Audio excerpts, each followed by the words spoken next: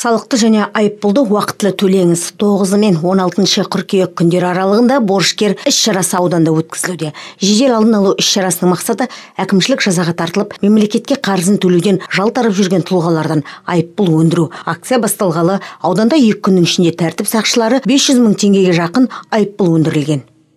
Қазіргі таңда Бөрлі ауданының полиция қызметкерлерімен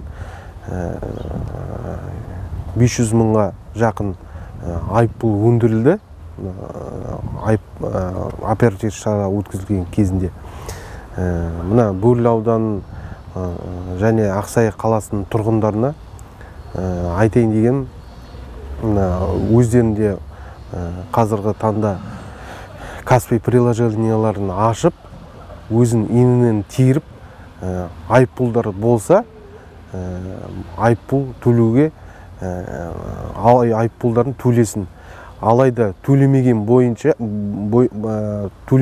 болса, қазіргі таңда автокөліктерін айдаған кезде оларды тоқтатып және тексеріп, Қазақстан Республикасының әкімшілік кодексінің 669 бабы бойынша автокөлік тұраққа қойылады.